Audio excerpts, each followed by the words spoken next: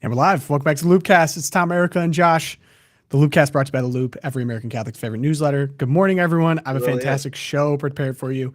Start up top. Happy birthday, Pope John Paul II. No, feast day. Feast day, brother. Bro. I got so excited because I was thinking of the video of him saying that America, I love you. And that better come up in this episode. If we don't, someone put it in the sheet right now. It might be in the slots, yeah. Happy feast day. I saw a lot of people already talking about it in the chat. You know why? Okay, so he was born in, his birthday is like May 18 or May 20. I can't remember which one. I think it's May 18, 1920. And his birth into eternal life was actually April 2nd.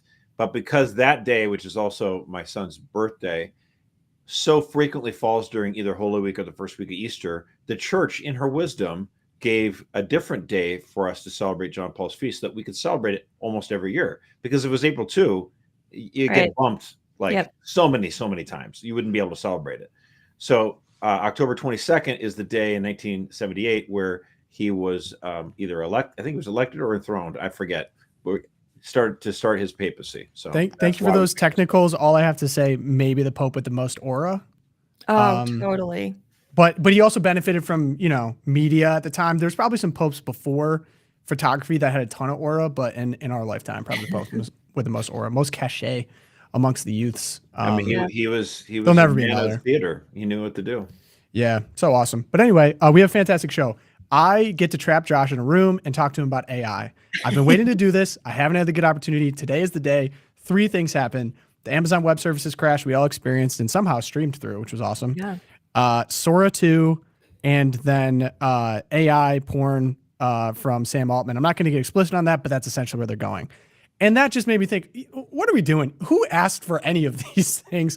How is this a business? What's going on? And unfortunately, I feel like Charlie Day from It's Always Sunny in Philadelphia with the red lines at this point. I'm going to do my best. It's always right in the end. I basically am Charlie Day from It's Always Sunny. That would be my character. But anyway, I'm going to do that. I saw that show actually for the first time 2 weeks ago, and I thought this actually might have some promise. Is it any good?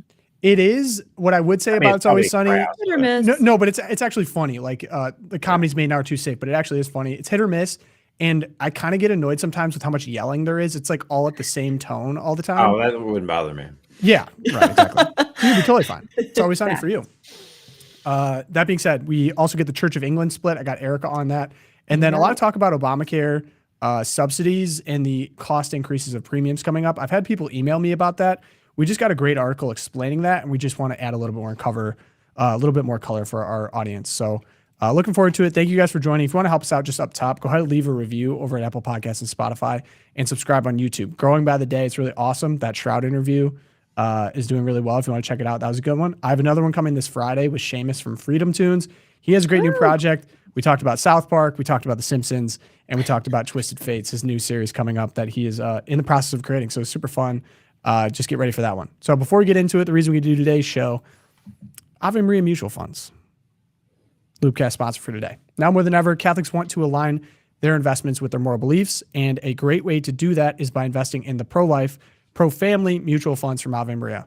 The professionals at Ave Maria have a morally responsible investment philosophy that's aligned with Catholic teaching. In their search for attractive investments, they apply moral screens to eliminate companies that engage in support for abortion, pornography, embryonic stem cell research, or that make corporate contributions to Planned Parenthood. An advisory board composed of prominent Catholics meet regularly to guide the fund's choice of moral criteria. Since its founding in 2001, Ave Maria has become the largest Catholic mutual fund family in the United States. It now manages over $3.8 billion in assets for Catholics and other investors who have pro-life, pro-family values. Start your morally responsible investment journey today by visiting avemariafunds.com/loopcast. In the link below. The good people of Ave Maria will send you a free information kit. You can also get the kit by calling 1-866-AVE-MARIA and use the promo code LOOPCAST. That's 1-866-AVE-MARIA, or clicking the link below. Thank you to Ave Maria for sponsoring this section of the podcast. I always love giving people the opportunity to just do good with their extra money that they're stashing away. My wife and I are trying our best to put some of that aside right now as we raise the family to look ahead to the future. So always great to have someone to guide you through that process. And the free information kit is great. There's really no harm in doing it. And, I always have a special place for that part of the country, Ave Maria, in my heart. Thank you to Ave Maria. And then, I always have a special place in my heart as well. Charity Mobile, the first sponsor of this podcast, Now more than ever, it's important to buy the way that you believe and do business with companies that support what you stand for. That's why you should switch your cell phone service to Charity Mobile, the pro-life cell phone company. They send 5% of your monthly plan price to the pro-life, pro-family charity of your choice at no extra cost to you. And unlike some mobile carriers that resort to gimmicks to retain customers, Charity Mobile doesn't do 3-year price locks because they've never raised their mobile plan prices in their 30-year history, and all plans start under $50 before taxes and surcharges. You can save even more on every line you add, making them a perfect choice for families. Also, new customers can use promo code LOOPCast to get a free phone with every new line, plus free activation and free shipping, or you can bring your own compatible devices. You'll enjoy the same nationwide coverage as the big guys, and their live customer service is based right here in the US of A. To get started, visit CharityMobile.com and use promo code LOOPCast. That's CharityMobile.com, promo code LOOPCast. Thank you, Charity Mobile, for sponsoring this part of the episode. Down again. Dun, dun, dun. We're going to the countdown. Psych. Sorry about that. Okay, 3 events, right? First AI event, coming after us. AI's coming for you. Sam Altman heard that he's featured heavily in this episode. So I'm going to try my best here to not sound crazy. Sora 2 got released. I think I talked about it briefly on the podcast before. I'll show you the most popular video on Sora 2 right now. Here we go.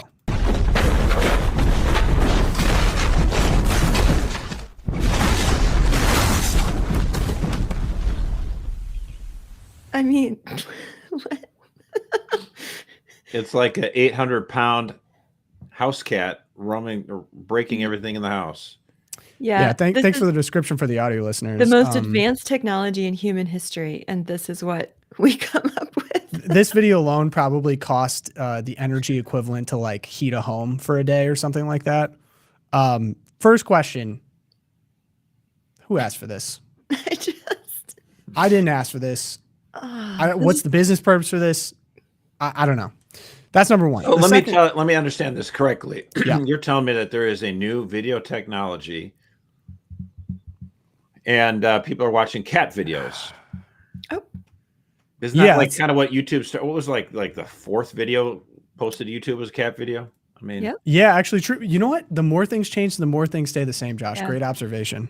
So it's just testimony to the universality of human nature. that's because men, women, and children like to watch videos of cats. What is the other kind of video that is often online? Yeah. Monkey videos? Yeah, I think we know the answer. Probably. Yeah. I think that's coming up in point 3. Yeah. That's called foreshadowing, people. Yeah. Foreshadowing. Get ready. This is the other one. I took a look over at Amazon. So the AWS, the Amazon Web Services, had a massive outage 2 days ago, actually, when we were trying to do this episode. And I was thinking to myself, nothing worked for like 12 hours. Half the internet was down. Most of the internet is reliant upon AWS and maybe Oracle. Like there's like 1 or 2, maybe 3 companies that provide cloud computing for maybe the whole country, maybe the world. I don't know exactly. Is definitely the biggest player. They're humongous. For sure. And so I was like, well, this happens. This is bad. Shouldn't this mean the stock would go down for AWS or Amazon? No, actually the stock went up. Mm-hmm. So something's fishy here. Like this isn't. I think it's because people realize, wait a minute, these guys have like 40%, 50% of the market. Might be worth investing in that. Correct. And then also it reminds me a little bit of like a too big to fail type model. Like people are so reliant upon it and the government has such a stated interest in one thing. We're reaching kind of a monopoly type situation, which AOS has got major contracts with our federal agencies. 100%. So that's another like kind of ding, ding, ding. And then the third one. So in my head, I'm like, what if the promises of AI have been like, we were hyped up to be on path in 2027 to get AGI, this artificial general intelligence that would be able to replace the intelligence of a human. And we're going to AGI, we're going to AGI, we're going to AGI. And what did I get instead? So it was like, we're going to do this and we're going to do this, we're going to do this. And then all of a sudden, the most profitable private company in the world, OpenAI, announces that ads and erotica are coming to ChatGPT. So for those curious of what this would mean, it's previously restricted to avoid explicit content due to mental health concerns. They will now permit erotic text generation for users verified as 18 plus via age-gating tools like ID uploads and AI-based predictions. Altman framed it as treating adult users like adults, comparing it to R-rated movies. And we're going to get this in December 2025 alongside more, quote, human-like responses. Yeah. And why'd they say they're comfortable doing this? Well, OpenAI claimed they've mitigated serious mental health issues with better safeguards. However, no expansions to voice, image, or video erotica were mentioned. It's text only for now. What's that thing about a slippery slope? I mean, this just reminds me of like the widespread, I mean, it used to be 40, 50 years ago, gambling was considered unseemly, and you would only go to like Atlantic City or Vegas and you do it a little bit and then you come back home and you were done with it. Mm-hmm. But what now happens in Vegas, gambling is now ubiquitous. I mean, like in certain states, like I'm in Michigan, and ads for sports gambling all the time. But it's like, oh, but we have the 1-800 gambling number. So, we're doing our part. Mm-hmm.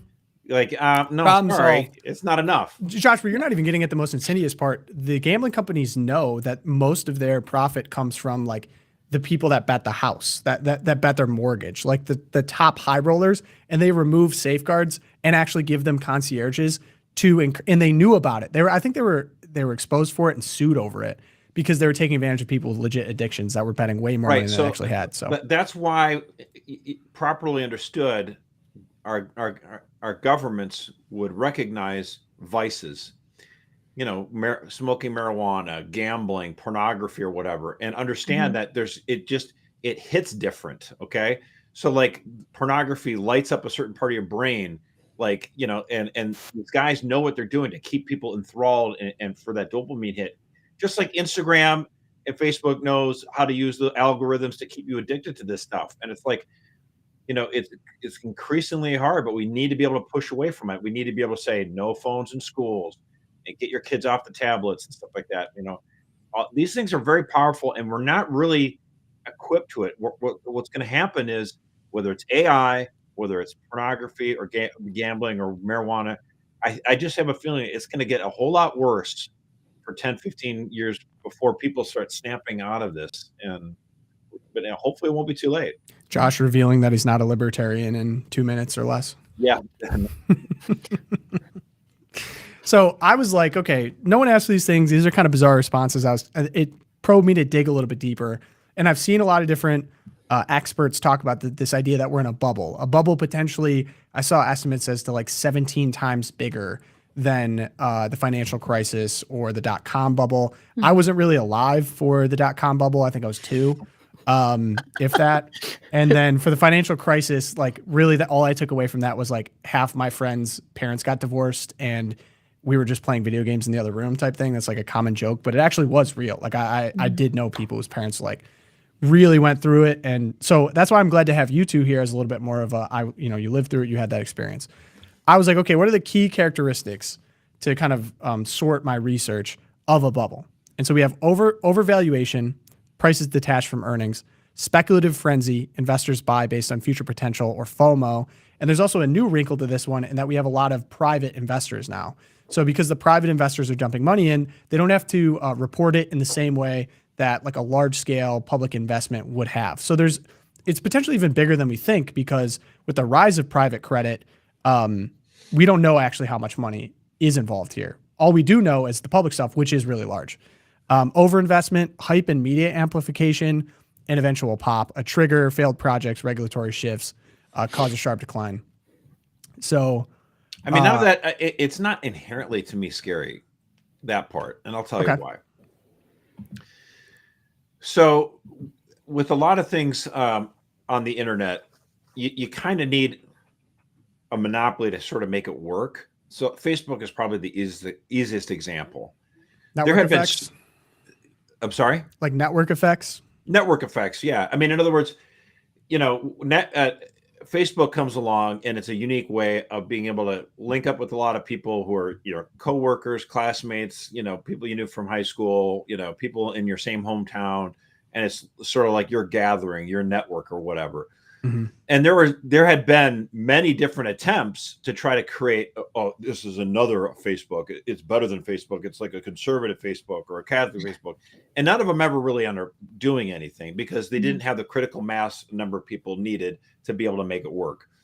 Whereas, Twitter was distinctly different. It wasn't intended to be like a yearbook Facebook kind of thing where here's my memories. Yeah, Here's it didn't even try, right? It didn't try. It wasn't trying to focus on photo. It's doing more media now than it did before. But so with artificial intelligence, all of these investment companies, all these different people are coming up with ideas like, here's how we're going to crack the code on this. We're going to be the ones that are going to devise AI in a way that is replicable and affordable and will do the efficient, right? 4 or 5 things everyone needs it to do.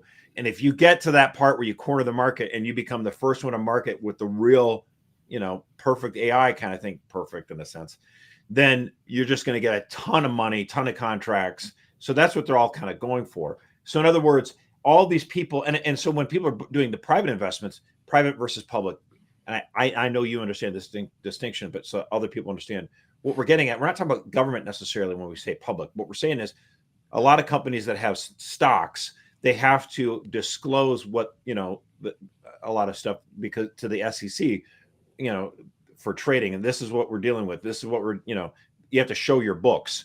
Well, that's if you're a publicly traded company. Right. If you're not a publicly traded company, you can do whatever you want. You don't have to show your books, really. You just have to pay taxes. So there's a lot of this investment. So in other words, there's a lot of money right now coming off the sidelines. They're getting out of real estate, let's say, or out of trust funds or whatever. And they're like, I want to see if I can, reach this digital gold mine. That's kind of what's going on. Let me pause you right there because I have the actual figures, the money. It's really shocking. So companies will spend $375 billion globally in 2025 alone on AI infrastructure. This is an estimate from UBS. That is projected to rise to $500 billion next year. This is investment in software and computer equipment, not counting the data center buildings. This is worldwide, you're saying? Worldwide, $500 billion worldwide. This accounted for a quarter of all economic growth this past quarter. That's from the Commerce Department. So that's for the United States. Meta alone plans on spending $600 billion by 2028 solely on building out data centers. And I'm going to get to a lot of people are talking about how much energy this will require, and they are correct to have concerns. But according to Derek Thompson made this comparison, tech companies are projected to spend about $400 billion this year on infrastructure to train and operate AI models. By nominal dollar sums, that is more than any group of firms has ever spent to do anything. The Apollo program allocated about $300 billion in inflation-adjusted dollars to get America to the moon between the early 1960s and early 1970s. The AI build-out requires companies to collectively fund a new Apollo program, not every 10 years, but every 10 months. Okay, but I just want to understand. This year, it's projected to be $575 billion. Is that what you said? Tech companies are projected to spend about $400 billion this year on infrastructure to train and operate AI models. I think the $500 billion came from UBS estimates for next year. Next year. Mm-hmm. Okay, so and what do you think that the size of the global economy in U.S. dollars is? I bet we could ask AI. It's 111 trillion. So what we're talking about here is still less. It's about half of 1%. It's 0.00449. But it's so over a lot of money. It's over half of GDP growth this year. We would be in a recession right now if AI was not a thing. I agree with that. So it's not that this is insignificant for Americans. It certainly isn't. America's basically, and that's the difference when you talk globally. What is China doing? What is Russia doing? What are these other places doing? They are not investing the amount of money we're doing here. And the way that their economies work, they have a lot more in terms of real production. So say manufacturing, things like that. This is all a speculative bet right now in America. It is very speculative, and people who have a lot more money and ability to quote gamble are able to do that, are taking their money. And again, the idea is at the end, it hopes that it's a payout. Now, if all AI ends up being is able to make fun cat videos that are 800-pound cats running through the thing, or erotica or something like that, if that's all it ever really can amount to, and there's no real help to commerce, making things more efficient, making things more, Josh, it's almost like I prepared this just for you. Here's an MIT report. You guys are like thinking in tandem here. I'm just watching the notes. I have all this performed, buddy. This is amazing. MIT report. Maybe I know what I'm doing. I'm not artificial intelligence. Breaking news. Real intelligence, baby. So we have an MIT report. 95% of generative AI pilots at companies are failing. currently, as in they don't correspond to revenue returns. Studies showing reduced worker competence in some cases. So that's, I think, the concern here. And then a lot of these... They're not producing what they promised. The other thing, too, and this is part of this gold rush that you keep talking about, Josh. Almost all startups now slap AI in their title. Say they're working on AI in order to get investment. Oh, yeah. So many of these companies... It's like 1999. That's exactly. Slap a put the .com in there. Slap a .com on the back. It's like it's going to work out. And then people realize no one needs pets.com. What's concerning... That's a bad example. That one actually works. Pets. I mean, not that one in general, but pets. Chewy.com, dude. I got it. No, okay. That's part of the thing is like, I've seen a take on this that I think I kind of agree with. They actually went all the way back to railroads in America. So the late 1800s. We actually had a major depression after we built the railroads. And many of the railroads that were built actually led to nowhere. But we did have railroads. And it did transform how we went across the country. And we don't, use railroads in the same way today, but we do have railroads. And so we might be in this situation where... what happened in Utah with the railroads? I mean, they're supposed to meet at planetary point or whatever you call it. Yep. But each of these railroads were getting a lot of government subsidies, and they would get more money for the miles. So they actually went past each other for several miles. and like finally the government steps in and goes, no, that's not how this works. Like, you're meeting here. You need to finish the job, which is what I think AI has not yet done. So here's another point of concern that I think a lot of people are pointing to. Here's this graph. So just to take this graphic here and kind of explain in a simple way. People explain it, or people like me who are idiots. Tell me what's going on. So what I'm showing you is an image of these closed loop deals. So a good way of explaining this would be there's 3 tiers of like this AI economy going on. NVIDIA right now, their valuation is like insane, unprecedentedly large because everyone needs these chips that they create in order to do any of the AI computations. And so their valuation is sky high. They have so much money because everyone wants the chips. And so they interface with places like Amazon Web Services, with Oracle, and places like OpenAI. So if you think about it, the chip is the hardware required, the data center is hardware required, the cloud computing is the kind of intermediary necessary, so AWS, and then OpenAI, say Grok or ChatGPT, is where it ends up. And with the closed loop deals, for example, NVIDIA just did a deal with OpenAI where they're like, hey, we'll give you $100 billion to buy our chips. So to do an analogy to this, it'd be like if I had a donut shop and I made donuts, and the neighborhood next to me, I gave them $2,000 to come buy my donuts and I created demand for myself by giving money to my neighbor to come buy my donuts. Because the investors on the sidelines say other neighborhoods are seeing, wow, or investors from neighborhoods, wow, they have this new artificial demand that they've created. This looks like it's going great. Let's invest in the donut shop because they've created a new source of demand. Obviously, this, which just leads, I guess, to my whole point on all of this is like, this has to break at some point. Like whatever these chips are being valued at can't go on forever. They can't just have this skyrocketing valuation where they just hand money to people. We'll see. I mean, Josh is a little bullish on this. Well, it's like I just think that human ingenuity is hard to encapsulate because, you had one of my favorite shows actually is Halt. Let me see if I get it right. AMC, Halt and Catch Fire. You ever heard that one? Mm-hmm. Did you ever watch that show? I have not seen that one. Oh, I love it. It came out like 10 years ago or whatever. And it was about like the personal computer race, right? You have Apple, you have IBM, and these guys were some, tech company or whatever. And they're based, I think, in Texas or whatever. Mm-hmm. And you've just got this creativity, all these great minds, a lot of money trying to erase and solve the problem. That show actually was of a company that didn't make it, and tragedies can be kind of interesting. But again, it just, if personal computers would have been just a hobby and would have done nothing, it would have been like, oh, that's a lot of investment that was hoping to get a major return. And it was kind of, that could happen with AI. There's still going to be advances applied to it. You've got billions and billions and billions of dollars. You got some of the smartest minds. They're going to create efficiencies somewhere. Whether or not they get the next new thing where you blow the door open, right, remains to be seen. But this does remind me of like that, the late 70s, early 80s with the whole personal computer thing. And I remember my dad, he spent way too much money to buy a personal computer. It was like $2,200, which 1986 is insane amount of money. But there's that hope that like, gosh, these computers will do so much more. And it did increase productivity in a major way. And so that investment turned out to work out. This investment, the jury's still out whether or not it'll work out, but the promise is there, which is why it's attracting a lot of people on the sidelines. And to the extent it's private investors rather than, there are governments investing in it because they need to for national security reasons. So that's why, President Trump and the War Department cares about this.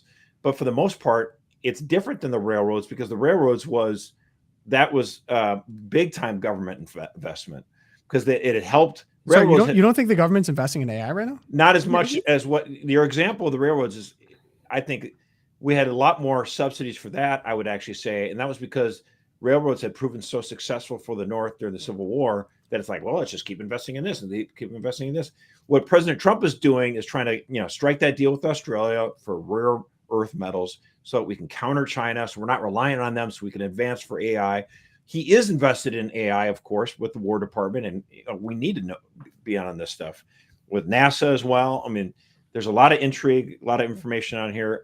I find it interesting. I think we should still be cautious, but it's a fascinating time. I mean, the energy thing, though, what you mentioned about the energy thing, I find fascinating because here's the thing: it does take a lot of energy. Yes, and by the way. These AI investments, what they could just do is put aside 5% of their AI investments and tell the environmental wackos to shut up and get us some nuclear energy that's cheaper. That would be a gift to the world. Yeah, I mean, they'll have to. I mean, that's a part of your point about like, okay, the ingenuity. Like, it's honestly to me less about the AGI and more about can you solve this energy problem? Because right now, what's frustrating to people, and I've seen a few videos on it at this point, like, so for example, a single large facility, and they call it like data center row in Virginia. Virginia's big on the data centers right now. New Jersey, we actually just had one built in Indiana, I think. So Memphis, I think it's actually polluting the river. Exactly. So a single large facility can consume as much electricity as 2,000 homes, up to 2 megawatt hours. And Virginia's planned 70 new centers alone demand 40 gigawatts, nearly triple the state's current peak production.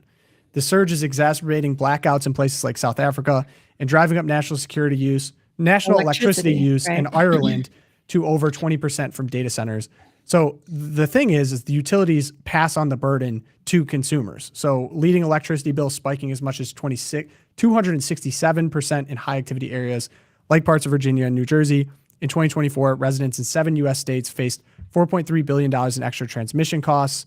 And of course, they rely upon gas-powered plants. So we need legislative answers for this kind of stuff. I mean, one of the things that you could do is like we have a two-tier system when it comes to property, right? So when you own a home, you get a homestead exemption and you get effectively a lower tax rate on your property taxes. And then if someone else moves into the neighborhood and they buy a second home and they have their other home somewhere else, that second home gets taxed at the quote normal rate. But basically it's an elevated rate. You know, the people who own their homes get the lower rate and the second homes are taxed higher. That's what we should do for energy. Like you should have it so that artificial intelligence, all this other stuff pays a premium for their electricity rates. It shouldn't be equal. So if you have a home and you need electricity for it, it should be at that lower rate, just like it is for property taxes. And what it'll do then is AI is like, wait a minute, we're going to be facing higher rates. We need cheaper energy. It forces them to innovate. Cheaper energy. Yes, we do. Yes, we do. Nuclear is the answer for that, by the way. Nuclear energy is clean and super affordable and safe. And why we don't do it is absolutely foolish. Yeah. Yeah. We could push them to that. Exactly. Erica, I wanted to give you the chance. Sorry, Josh and I have been going back and forth. Do you have any thoughts on all of this? Oh, yeah. So many thoughts. I mean, I'm with Josh on this. I'm not as alarmed by the possibility of a pop, maybe because I like lived through the .com bubble popping and we've made it through the recession. There's always going to be collateral damage from those, and that is terrible. But I think if you look back at human history, any sort of technological advance that's so full of promise, like it goes through this. And like Josh says, I think the jury is out. But what AI has to do, they have to start delivering for the users. They have to start making concrete material gains on behalf, or the users have to see concrete material gains from using this technology. And like you said, cat videos and like, better erotica is not going to fit the bill there. With Sam Altman, whenever you watch his videos, he always starts off being like, this is going to solve medical records issues. It's going to solve healthcare. It's going to make diagnostics more easy and more individualized. It's going to, and he lists off like, three dozen different things that AI is going to do for us because it's reasoning. He says it's reasoning. I have quibbles with that. Better than humans can reason with all this data. He says it's thinking globally. And then he starts to get a little distracted because he starts going into this like global morality thing and how we've harnessed the wisdom of the world. And now we are going to answer, not only is it going to be more efficient for you to go to the doctor with your particular CAT scan to get a reading before you're there so you can see, it's not just that. Now we're like, oh, and we're going to like suddenly find the key to all mythology because and you're like, Sam, come back down. Like, I just want to be able to solve the energy crisis. I just want more nuclear energy. Like I don't need a new God. I don't need a new God. And that's what's like that's what scares me about this particular innovation. I mean, it's happened before. People who are on the cusp of these technological innovations often find themselves in a position of having to compromise their morality or create a whole new morality to justify all kinds of things. And they justify it but we're elevating humanity to this new level of functionality that's going to save so many lives and better our world. Well, it could do that, but at what cost? And is it actually going to do that? That's what the jury is out on that. And I feel like the cost that we are being asked to pay right now, we need to see some return soon. Like this can't be, my great-grandchildren are going to reap all the benefits. This has to be, we need some benefits in like 3 to 5 years, guys. I mean, the private investors are going to start demanding, results pretty soon. So, I mean, we'll see. Follow the money. Yeah. I mean, and again, part of it is that you get these kind of goofy transhumanists, who believe like, technology will do everything and solve everything. And it's like, I mean, it is pretty cool. There are amazing things that can be done through technology. The fact that sure, you're in Connecticut, Tom's in Indiana, I'm in Michigan. We do this program together through computer technology and the internet. It is amazing. It is cool. There are cool things that we can done. I get it. But then you get the hubris of some of these people who just think that, oh, everything will be solved. Look, I can buy my tickets, airline tickets online, that's cool. But like, let's stop pretending like it's going to transform everything. I don't know about that. We'll see. Someone clip that. Maybe in 2 years, we'll need that quote again. When I get replaced by a robot. Exactly. I have been accused of being AI on this show, actually. Wow. Which intelligence? Sure. The artificial part of the intelligence part. Fair question. Fair question. All right, Erica, before getting to the next section, got some for us. We sure do. Did you know that American homeowners have over $32 trillion in equity, and criminals are targeting it with a growing scam the FBI calls house stealing, fueled by AI? This has become a much more widespread thing because of AI. Scammers can transfer your title out of your name using a one-page document, often digital, that they file at the county. And then they can take out loans against it or even sell your home behind your back. Scariest part is you might not even know anything is wrong until the foreclosure notices start arriving in your mailbox, leaving you with a financial and legal nightmare. Nobody needs that. So the best way to protect your equity is with Home Title Lock's exclusive $1 million triple lock protection. This service offers 24/7 monitoring, urgent alerts, and if fraud should occur, their US-based restoration team will spend up to $1 million to find the fraud and restore your title. So, when was the last time you checked on your title? If you were like me, the answer is never. And that is exactly what the scammers are counting on. The good news is we have partnered with Home Title Lock to offer you all 60 days for just $1. What a deal. Click the link in the description below and use our promo code LOOP60 to get 60 days for $1, and you will also get a free title history report. Super fun to make sure you're not already a victim. And make sure you check out that $1 million triple lock protection. Details are there when you get there. Click the link below. Promo code LOOP60. Thank you, Home Title Lock. Excellent. Okay, so on to the next section. Obamacare subsidies. So I've had a few people email in about this. It was an early, I think I talked to Riley Moore, congressman from West Virginia, about this. The boogeyman, the political boogeyman that these subsidies, COVID era subsidies are going to go, meaning premiums are going to increase a ton. And Riley Moore quickly brushed that aside for good reason. There's a deeper story here that has to do with Obamacare itself. So Josh, you shared this Forbes article from Sally Pipes that we could literally just read off of this. It was so good. It's amazing. I mean, and just to set up before we get into this, let's remember Obamacare was passed without a single Republican vote, all Democrats, right? And then they put in COVID era extension of subsidies for those on the exchange who are buying healthcare. And now it's running out. They could have made it permanent. They could have made the subsidies to Obamacare permanent. They had the votes. They didn't do it because it was too expensive. So just keep that all in mind. Now it's going to run out, and they're begging Republicans to keep it going. But you never asked for our votes ever before. Right. So it's interesting. Okay. Well, the Schumer shutdown is the Schumer shutdown of our government. And it's, what is it, 20 some days? And 21. And my life has not changed one bit, by the way. Some people. Well, I do feel for, thankfully the military got paid on the 15th. The question is, the border patrollers still not being paid. Air traffic controllers are not being paid. And by the way, what Democrats really care about is welfare benefits. And those are going to, they're not going to be there at the first of the month if we don't get this government open. So that I've seen the stuff about EBT. But the Democrats shut down the government for two reasons. Schumer's afraid of AOC running against him in the primary for Senate, and also because of these Obamacare subsidies. Democrats are absolutely freaking out. This is Sally Pipes. She said over a looming 75% average increase in the out-of-pocket cost of insurance premiums next year for the roughly 6% of Americans, including this guy right here. Yep, same here. Who will have to shop for healthcare insurance on the Obamacare exchange because there's no other alternative. This is why they're panicking.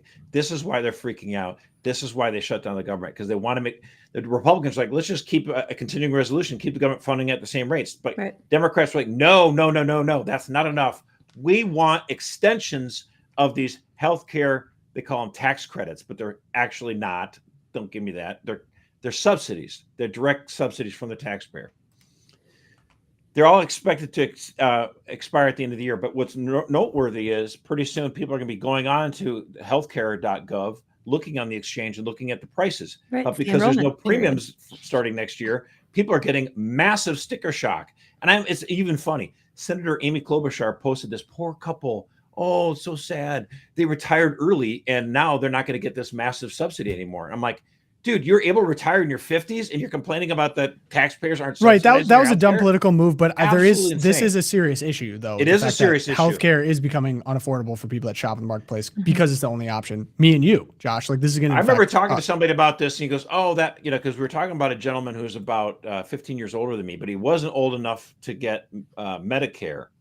And my friend is speculating, "Oh, he's probably paying a lot for health insurance." I'm like, "No, dude." He's not paying a lot. What are you talking about? Healthcare made it illegal to charge older Americans more.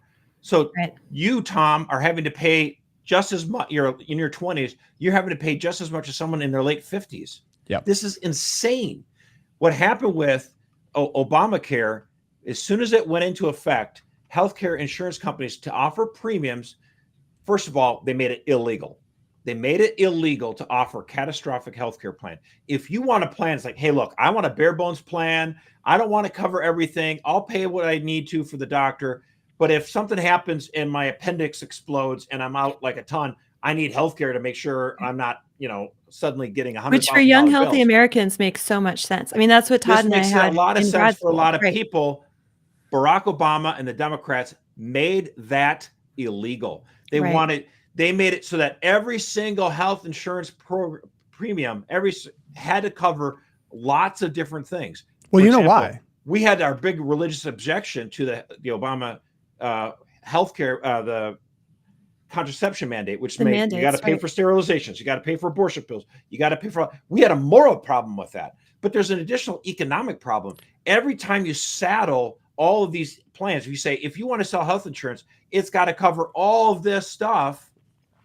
Then what you do is you make it more expensive. Right. If you go Which to a is also a moral problem. Like just to point that out. There are moral problems too. Right. But if you go to healthcare insurance company and say, you know what, I don't really need. I mean, it's not. I'm not even Catholic. I don't need a contraception mandate. I just want a you simple have plan. to have it. You don't understand, sir. We have to cover all of this stuff. Obamacare forced insurance companies to offer all of this stuff. And so what happened? Over the past decade, between 2013 and 2014, Sally Pipes writes, Obamacare's many regulations took effect. We saw the premiums rose between 2013 and 2014 alone. Those premiums shot up 47% because of all these regulations that insurance companies had to provide in all their plans. And since then, since 2014, the last 10 years, they've also risen. Premiums have risen an additional 75%. This is insane. So the cost of insurance has been so much. My family is paying $2,600 a month in healthcare premiums. Like, it is crushing me. I am more in debt now than I was 3 years ago. Mm-hmm. And like, oh, I'm sorry, you make a little bit more money, you're going to get less subsidies. It's insane. Middle-class families are getting squeezed. And the big reason they're getting squeezed, this is one of the massive drivers of it. What's also crazy too is I saw this report come out that insurers are expecting healthier enrollees to just drop coverage altogether, which you're mentioning the reason why I, as a healthy young man that doesn't need a lot of coverage, am still forced to pay so much money because I'm subsidizing the older Americans that do need this kind of coverage, shifting the cost to me as a young man with not much money raising kids instead of to older Americans that have a lot of savings, have a lot of money, that have benefited from a lot of the wealth transfer that's happened in this country. So they're already expecting, with what happens here, at least 20% of Americans to just drop coverage all together, which I would. That's exactly what I've tried. I mean, I've had this discussion with my wife all the time. Like, honey, let's quit. We're paying $31,000 just in premiums every year. That's like insane. Like, let's just put that money in a mutual fund and pay our healthcare out of that. It would be smarter. No, we're getting to the point where you are going to do that. Like, I think people like make it work. What's going to be the backbreaker? Is it like, I can't pay for rent? Like, I can't pay my mortgage because of how much I have to pay on premiums. We're not even talking about, that's the other thing about my coverage. It's not even the cost of the healthcare. Dude, that's what I'm saying. Like, you're still going to pay if you get sick. You're still going to pay if you have to go to the ER. Pay a lot because the 100%. insurance is bad. The insurance is bad. The co-insurance is terrible. So I'm like, I still have to pay every time I go see a specialist, every time I go see a general care, anytime that you get blood work done, it's all on me anyway. So I'm like, this essentially functions as disaster insurance, like the most expensive disaster insurance of all time. Because I'm like, I have babies. The only major cost that we have is my wife giving birth. Outside of that, it's like, it's not that bad. And then for me, I mean, I'm a man. That's a little controversial these days. I don't give birth. So like, I never use anything. Like, I haven't even been to a doctor in 3 years. I mean, that's what I'm saying. Josh is giving away HIPAA information on himself. So, but go to the dentist. I skipped the dentist for 3 years, and it was not good. Go to the dentist. The irony, of course, I go to the dentist. My goodness. The irony here, of course, is that the whole line from the Obama campaigning for the ACA was every American covered. And today we hear from Bernie Sanders, like, we're the richest country on earth. There is no reason why every American cannot have free healthcare, free everything, free. And Jon Stewart, actually, of all people, challenged him this week on this. And he was like, I agree with you. We are the wealthiest country. Why can't we have healthcare that isn't going to crush our families with their monthly payments? And Bernie Sanders is like, we need the Affordable Care Act subsidies. And Jon Stewart's like, no, it didn't work. It made it worse. When are Democrats going to admit that? And they're never going to admit that. Like, this is why I want Republicans not to just fold over and just sign off on it. If you're going to allow some sort of Band-Aid where you're like, okay, we'll allow, let's say, some of these subsidies to continue, extract something from it. Legalize the catastrophic plans. Get that in there so people can offer that. And honestly, you know what? The whole shtick with Obamacare was like, how dare they? The people could turn away, anyone. It's like everyone should be able to get healthcare, even if they're like chronically sick. And the insurance company said, well, okay, but here's the problem with that. If I add you, you're just a ton of costs, and everyone's going to have to start paying for you. At this point now, we've been doing it for 10 years. So I feel like at this point, we could pass a law to change Obamacare and say, if you want to stick with your plan and you had a pre-existing condition, they'll have to keep you. But from now on, like, if you don't have health care and you're sick, you're on your own, buddy. There's smart common sense. Like an element to that I don't think it's talked about enough is even with these subsidies, what was it essentially? It was like the student loans that people receive for college. It was like colleges got this influx of federal money and they knew exactly how to price because they can now price $20,000 above however much they knew the government would pay people to then go to college. Great. So we're realizing in this situation that in many ways, the Affordable Care Act just subsidized insurance companies. Like if you ever go, I was telling my wife this, like, you want to know why State Farm and all these other insurance companies do all these commercials in primetime spots, like why they have this money? Like you have no idea how much insurance companies make. It's a shocking amount of money. They walk around with tons in their pocket because they have really smart actuaries work for them, number one.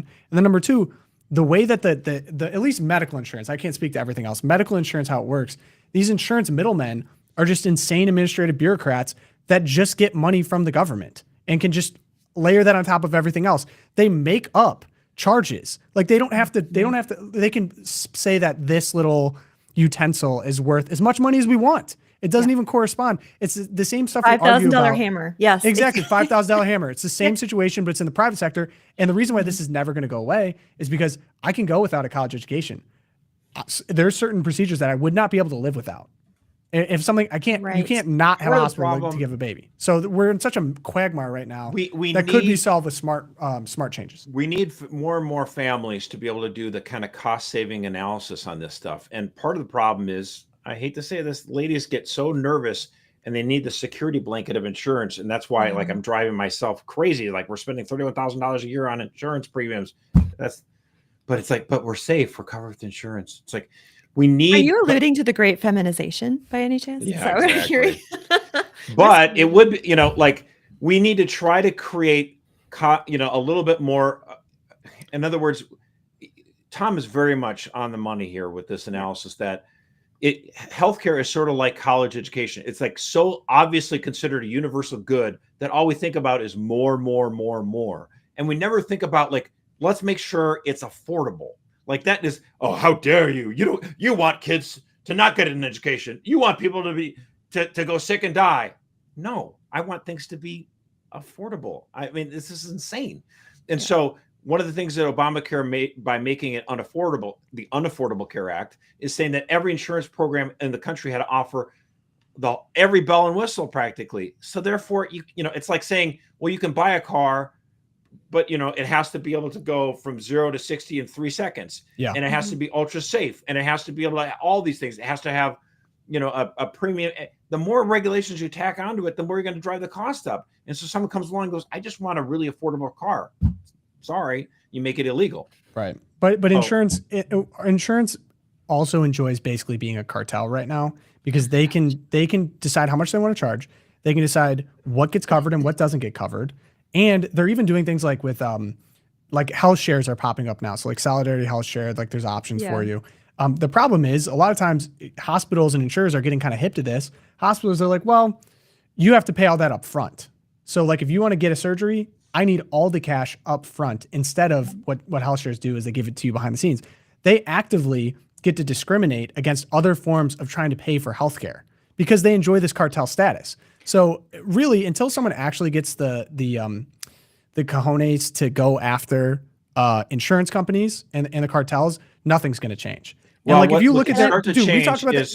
Start offering the cheaper plans. I'll make them legal. Correct, but you understand that is directly against the business model of many insurance companies right now. If you offer that, they crumble in their current capacity. We have a cottage industry of insurance and healthcare right now. Healthcare is like 9% of our current GDP right now and growing.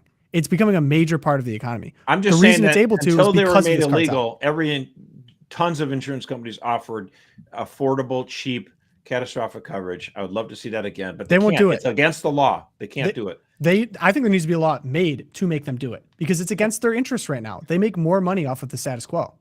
And not to pile on the villains here, but I also don't want to let the hospital systems and the giant healthcare systems off the hook here who interact with the insurance companies to drive up costs. So it's all related. For example, like you go to urgent care, and we did a couple of years ago, this happened to my husband. He goes to urgent care for a cut on a finger, just get a couple stitches or something. He actually asked for an itemized list of what went to because he got the bill back and you're like, wait, I got 2 stitches and it's like $600. Right. And I have the like gold card member insurance plan from the Knights of Columbus. Like, Yeah. What happened? So he asked for an itemized list of what went down. So they give it to him, shockingly, and it's the urgent care clinic charged the insurance company for like 500 gazillion things, which had nothing to do with it. They charged him. I know. They charged them for like a 5-centimeter gash on your index finger. It was like I have a Connecticut story for you. I love Connecticut stories. I love hating. I lived there. I was 22 years old. I just started my first job, and the insurance didn't kick in for 30 days or whatever. I'm moving furniture in my apartment, my lazy boy chair. I was moving it the wrong way, like an idiot. And the old school one opened up on me, and it sliced my leg. Like it looked like you're cutting a fillet of fish. It was this long of a mark on my. I still have. So anyway, I'm bleeding like crazy. I didn't even notice at first. My friends, dude, you're bleeding. I'm like, oh, well, whatever. Okay. So I go to the urgent care there in New Haven, Yeah.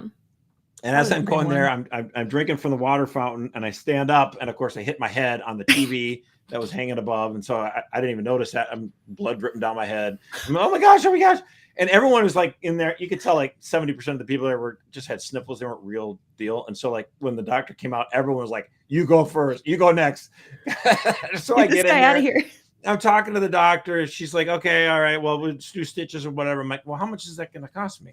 And she just looked at me like I was from another planet. Like, what? I'm like, yeah, I mean, how much would it cost me? She's like, I don't know, $500. I'm like, how much would it, do I really need it? I mean, could I just put like a massive Band-Aid and would be just fine? She's like, I mean, I think so. And how much would that cost me? I guess $70. I'm like, do that. She just was like, couldn't believe it.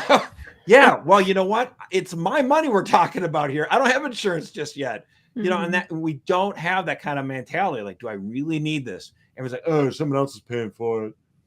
So stupid. Third-party costs, people. Here's what I'll say. We talk all the time about pro-family policies, and we have a natalist problem in this country. Mm-hmm. Yes, part of that is culture. But if a political problem solves this problem, because right now, like me having kids, that is my main source of debt. The hospital owns my second child right now and will for a long time. Seriously. Yeah, if we solve this problem, I'm with you. That is how you start having more kids. Like this is a part of it. And until someone actually tackles this instead of, oh, we need more IVF available to people. Like this is the key. Everyone I know, left, right, center, etc., hates the status quo with what's going on with insurance. It's completely unsustainable. And whatever party actually solves this problem will reap the lion's share of awards. The undying like if Trump comes through, people. Dude, if Trump comes through on this and he solves that, and I get $10,000 more back in my pocket, and I can actually own my children again, undying loyalty, dictator status for life.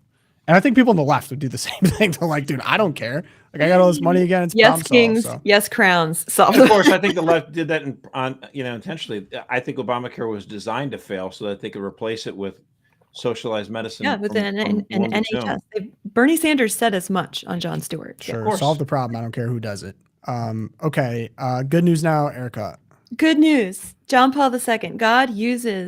God uses our shepherds. And I think there are a lot of people probably in the chat as well who can say that they owe so much in their lives to John Paul II, to what God did through him and that man. So I just want to take my little soapbox moment here to just play the video. Yes, America, you are beautiful indeed and blessed in so many ways. But your greatest beauty and your richest blessing is found in the human person, the ultimate test of of your greatness is the way you treat every human being, but especially the weakest and most defenseless ones. The best traditions of your land presume respect for those who cannot defend themselves. If you want equal justice for all and true freedom and lasting peace, then America, defend life. He won my heart. Where did he give that speech? Do you know? It's his second visit. Was this his second Was visit? it Reagan? He gave that speech at the Detroit airport in 1987. Vice President Bush, I believe, was there. Okay. As well. I It's awesome. was 6. I was a little 6. I love it. I wasn't alive. Josh. Well, there's a whole generation of priests who I would think we could call them John Paul II priests. Mm-hmm. And a new survey done by the Catholic Project, my good friend Stephen White there, revealed that priests are young priests are overwhelmingly conservative, like upwards of 70% of these guys, and some places even higher. And the ones that aren't conservative, they're like moderate, like they're not liberals. This is a big change from like 1970 when 2/3 of the priests in the country identified to themselves as progressive or liberal. So this is a sea change. Now, does that mean every bishop in the United States is going to be super conservative? No, but this is the farm team. Hopefully one day. This the is farm good. team. I like that. Farm AAA. It is good. You That's know, awesome. Josh, can you please read the first paragraph? This just paints such a familiar picture. well, my in good head. friend Tim Carney wrote about this, and he called it the twilight of the boomer priests. And he said, Catholics of a certain age have an image of a young priest, maybe a Jesuit, who identified himself not as Father O'Reilly, but as Kevin. Not Father Kevin, literally just Kevin, please. And the one who introduced them to the guitar mass when he got his own parish. That young priest is now old. And the traits of the boomer priest. Okay, we're going to talk about the boomer priest. I get some boomers to chat. I love boomers, okay? Because the boomers that love me are the conservative boomers. They're the good boomers, okay? But the liberal boomer priests, some of them have good hearts, but I'm more than fine that they're punching their AARP card and getting out of there.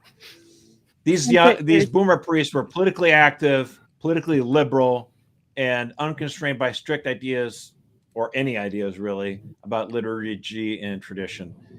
They are disappearing from the priesthood, and they're being replaced by younger, more solidly faithful Catholic priests, which is a nice thing. And what's also nice is Susan from the parish council is also leaving.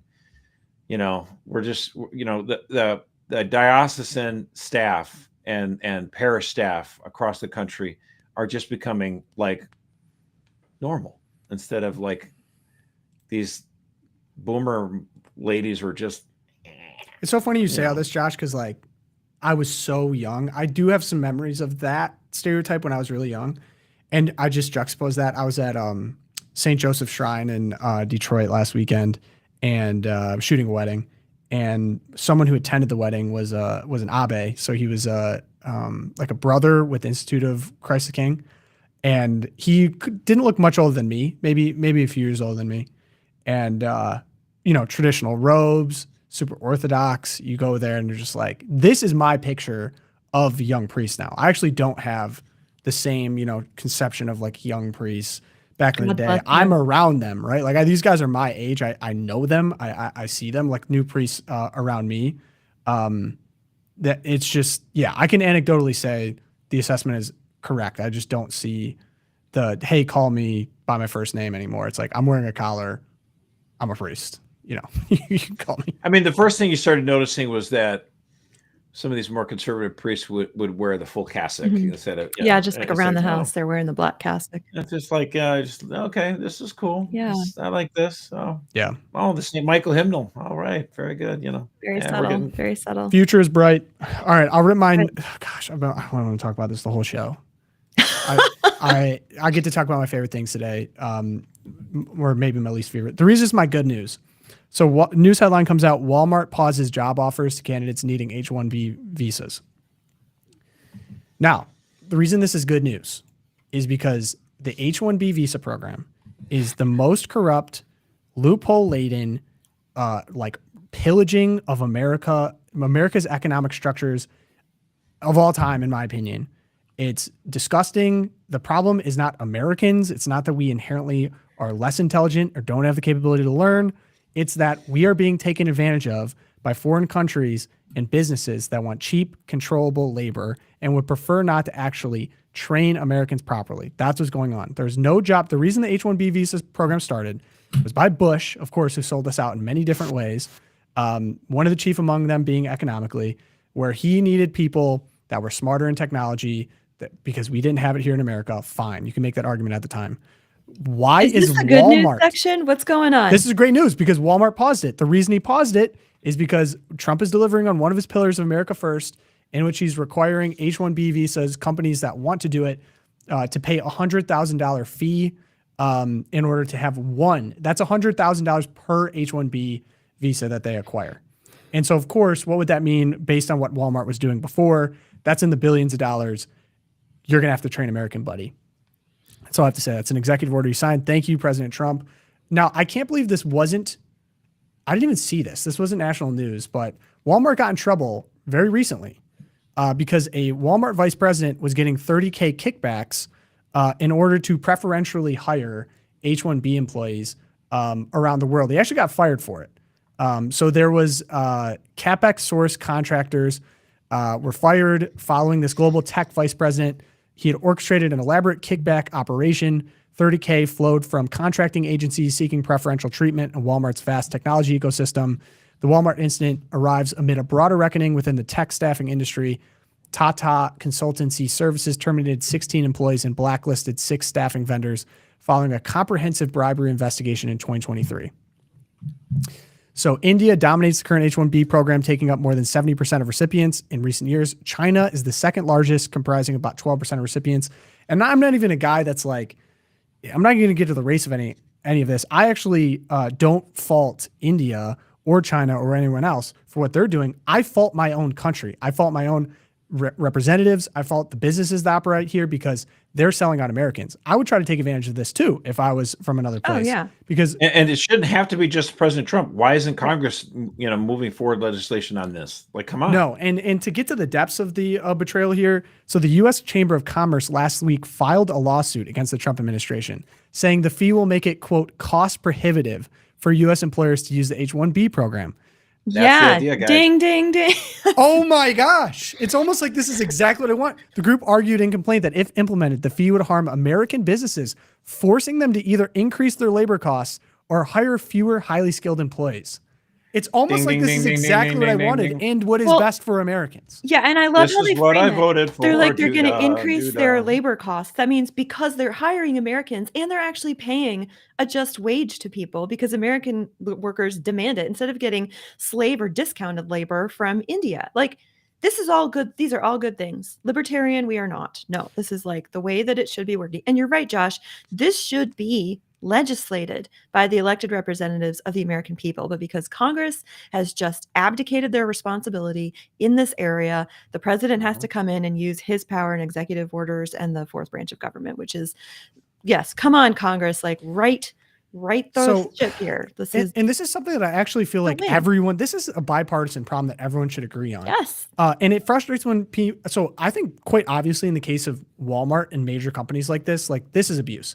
But then people will leverage the same arguments for illegal immigration of all stripes. And what's frustrating to me was there was 2 illegal immigrants that went on a really famous YouTube auditing show and went on there to basically brag about being illegal, racking up over $100,000 in non-home related debt and not paying taxes. Lovely. Yeah. Which is like, I wonder why it's so hard for Americans that follow Calling the rules Tom Homan. to get ahead, right? Calling Tom Homan, right? But that's the first thing. The second thing, there are a lot of people that work really hard in construction industries. This guy on the YouTube show worked in construction industry, et cetera. That's great. I don't want there to be a situation where either side is taken advantage of, where you're not paying taxes, which is total nonsense. Like 40% of my paycheck is gone before I can see any of it. Why should it be any different? And then 2, you should be afforded the same worker protections that a gold-plated American citizen should have. So if you're here, you should be protected and you should have a well-paying job. And it's on the businesses that operate here to do that. And to claim somehow that like, oh, this is going to make things more expensive. Fine. Like I would love to have good paying family jobs that you can start a family on, they can get a house on. And if you can't do that operating under the current system, then the current system needs to change. Yeah. Like this is worker first, like population first. I don't understand the people on the conservative side that kind of bow at the altar of big business and like laissez-faire economics that allow this untapped migration to happen and poor business practices happen all because it makes things a few bucks cheaper. Change the system. Like it's terrible. Or just enforce the law as the system currently has. This is a left-wing, right-wing issue. The first thing to go is the H1-B visa program. It is the most loophole. I hate it. Everyone should want it gone. It's so bad. Be gone. And do not blame them. I get mad. They're like, well, we need to go abroad because Americans are lazy. There's no inherent DNA issue. And I know plenty of people who do not have jobs right now that could be easily trained to do said jobs, to make that money, to provide for their family here in America. There's nowhere else to go. Like Americans can't move to India and then go get a job over there. But for some reason, we need to compete with the global economy, including every corner of the world that would be happy to work for slave This workers. is the important thing to remember. Businesses want socialism for themselves and capitalism for everyone else. Yes. Totally. I'm tired of it. So good news. Thank you to President Trump and to Howard Lutnick. And please abolish the H1B system. It's terrible. Okay, Twilight Zone. Eric, I made you look into the split. I don't have a ton of time for you, unfortunately. I know. Yeah. If you want to touch it, we can, or we could bump it to let's bump next it to episode. Monday. I'll just change the title on today's. I did all my work for Monday. This is great. Sunday. Okay, night will perfect. be All right, for let's rest. run Twilight Zone now. Josh.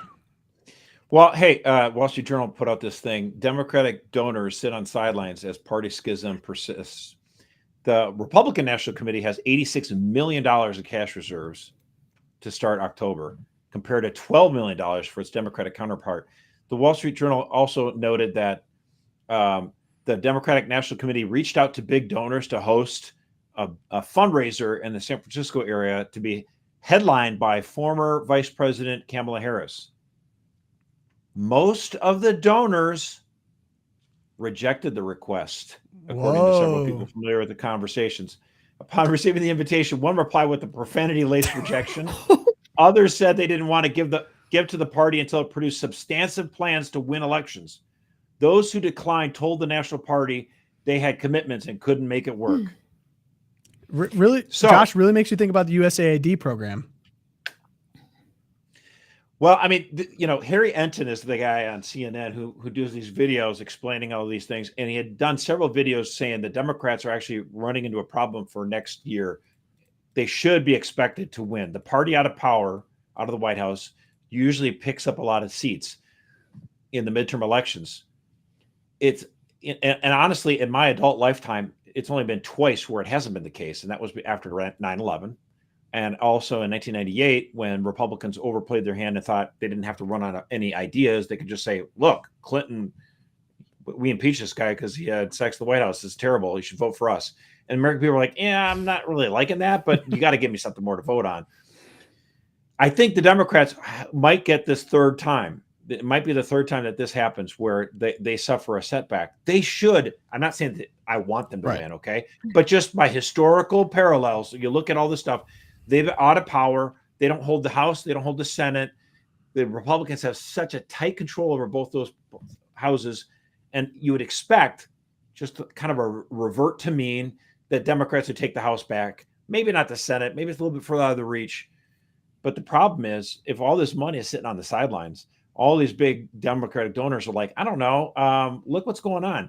They see what Mamdani, apparently going to be cruising to victory in New York City, a socialist who wants to have the government control over grocery stores, and he's photo bombing with guys who are involved in terrorist attacks at World Trade Center.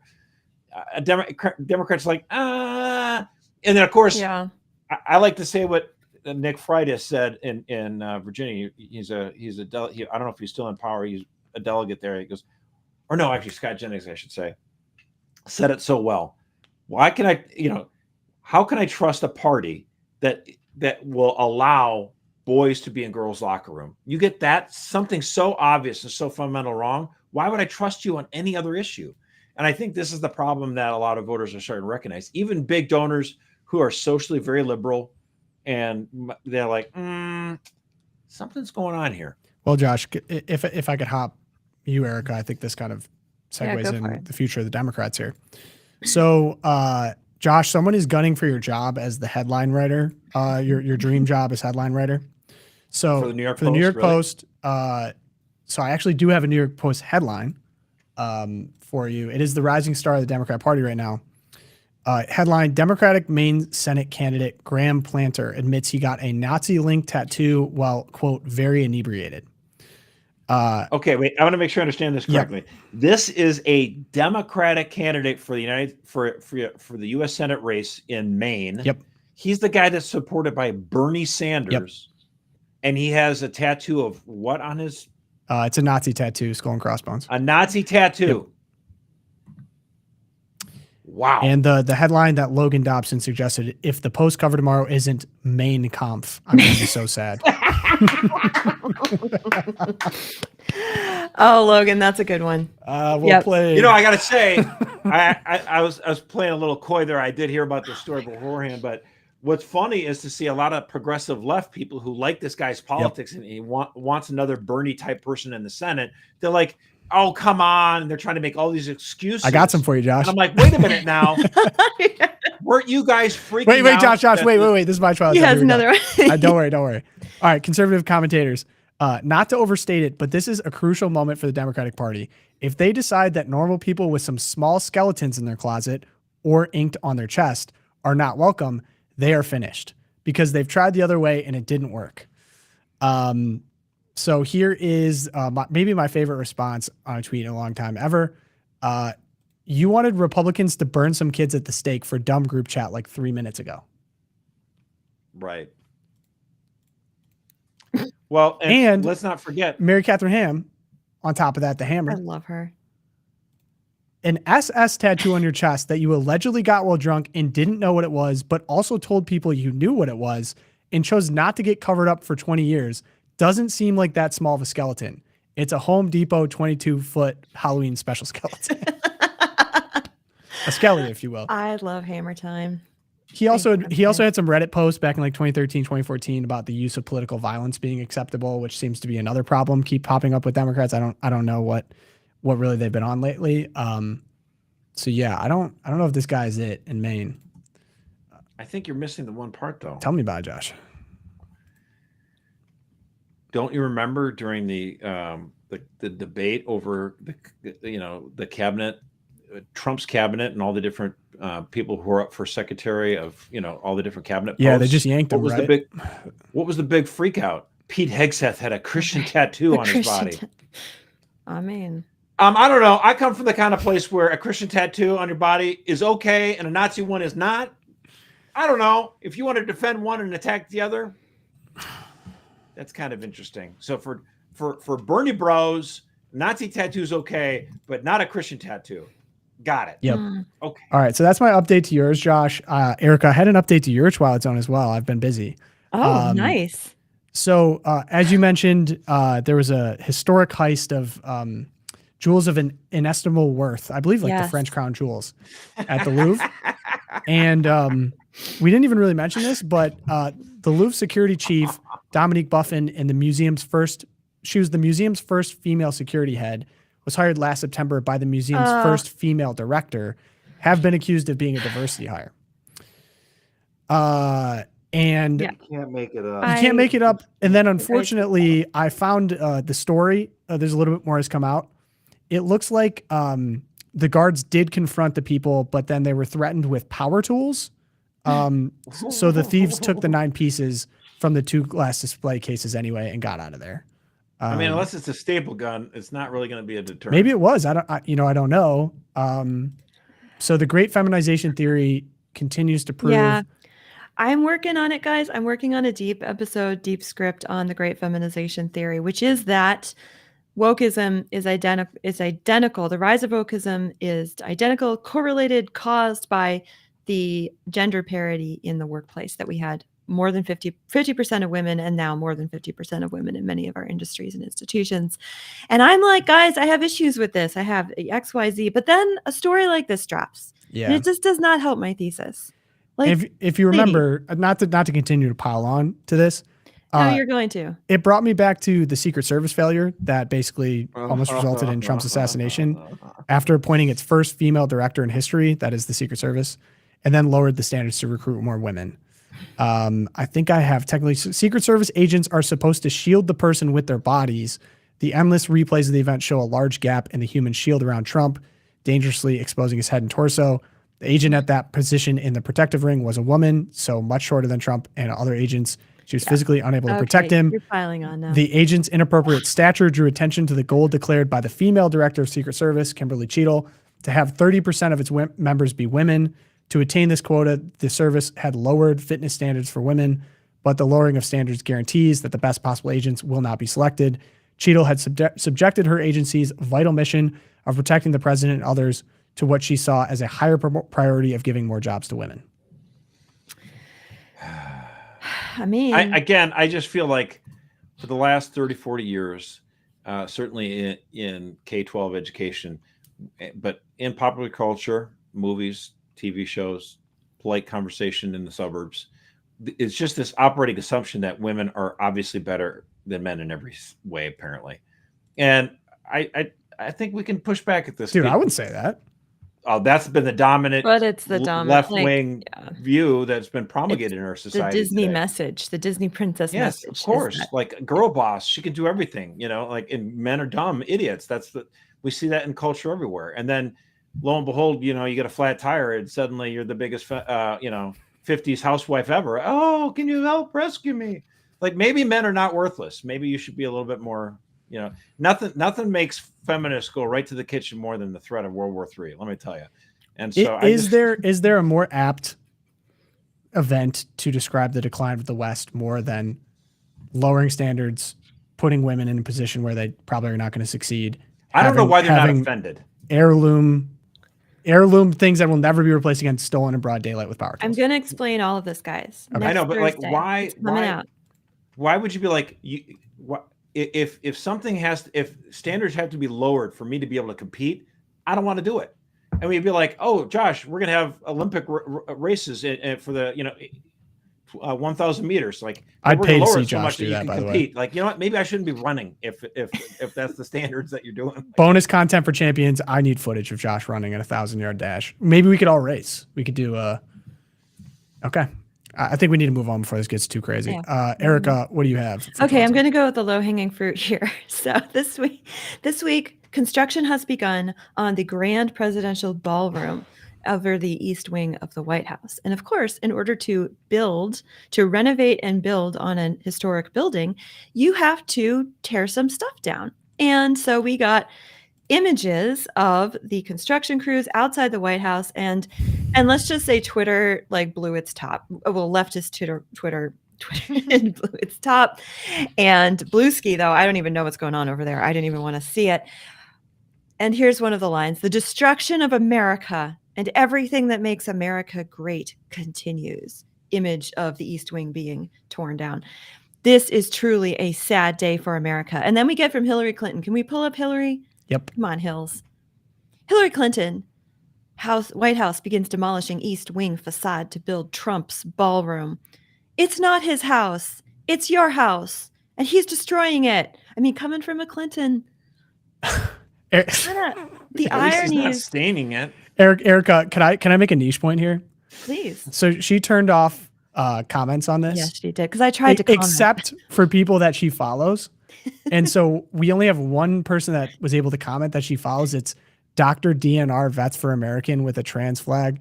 If you go to this, it's disabled USN vet, cisgender, bisexual, wife of USN Vietnam vet, psychologist, patriot, she, her, is the only person that she follows that was able to. Says my heart is broken.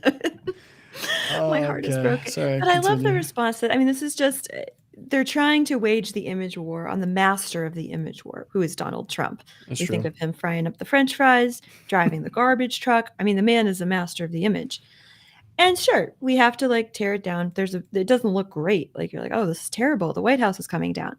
So the White House promptly puts up on its webpage pictures, photographs from the last 120 years of presidents demolishing parts of the White House in order to improve it or to put in, say, a swimming pool or, a basketball court under Obama basketball hoop. And so I just wanted to gift Josh with this opportunity to look at some historic photos from White House demolition projects starting in 1902 with Teddy Roosevelt, who constructed the East Wing, and then going all the way through. FDR in 1934, it looked like a bomb went off in there, and he's constructing a swimming pool in the basement, I believe, FDR, so he can swim because he's paralyzed. Right. And they covered up the pool.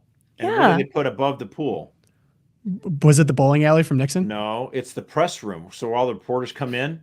And so that you get that's how the expression comes, like a pool report. The pool report. You're in the pool room. Dude, I love that. Nugget. I didn't know that. It's crazy. I love that. Who was the president that had a bowling lane put in the White House?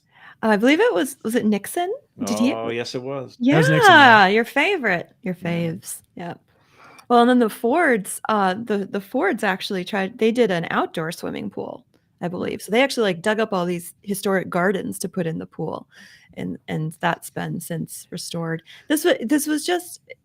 I mean, I honestly don't really get up in arms about any changes here on this. Whatever. It's who cares? It wouldn't bother me that much, left or right, Democrat or Republican. Yeah. The extensive reason behind this one is that anytime you have large events, you have to have tents outside, and so it's let's just expand the size of this building so you can have large scale events and not have to have these tents outside. Okay, sounds good to me. And how much? But I, as a taxpayer, are going to have to pay a lot for this, right? It's all private money. So you get these activists are saying, "Look what he's doing," and just as your healthcare premiums are going up, it's you're like a totally different budget. Y'all. Actually, the fact that Obamacare subsidies aren't happening means I'm saving money. So the fact that this is a main hill to die on for Democrats maybe is connected to why they aren't fundraising well? They are absolutely scrambling. Yeah, that's it. They out to pasture. I don't. Yeah. Seriously, I don't. They can just keep freaking out about this kind of thing all the way to the midterms. You guys just keep on keeping on with this. Everyone's Dude, saying, someone booked this. Yeah. The only hope for Democrats right now is Stephen A. Smith. I'm not kidding. I think he has a better chance than a lot of legacy Democrats. Yeah, just saying. Love watching. Book it. I would not underestimate him. Book it. Stephen A. Smith is the greatest hope for the Democrats right now. Yeah, no, he was lounging around on a couch in a white sweatsuit this week, being asked if he would run for president. He's like, you never rule it out. My pastor told me God is a God of surprises. I'm like, whoa. Never rule it out. Oh, I'm here for it. I'm here for it. I'm telling you, watch out. Oh man, if Stephen A. Smith and Trump ran against each other, Trump can't. I almost feel robbed from that. Trump 2028. Is that what we're saying? Well, I guess I want Vance versus Smith. That would be some great. No, I prefer that not to be the case. Yeah. I don't think that would work out too well for Vance, but I guess we'll have to see. Okay, good show, guys. We got another deep coming for you tomorrow. Yeah. And then, as I mentioned, so Friday. We're going to be out, so we're going to be live premiering my interview with Seamus from Freedom Tunes, character. It's kind of another one of those fun, been enjoying doing some of the Friday episodes where it's not super, the news cycle's a little slow right now, and so I wanted to give you guys something entertaining, cool project coming up. Seamus is the man, good Catholic guy, talented animator, very funny. So we broed out for over an hour, and that will be available on Friday. So Thursday coming, deep episode. Friday we'll have the interview for you guys. And then we'll be back all together live again next Monday. And so if you want to help us out, join the Champions Club. Best way to support us, CatholicVote.org/champions.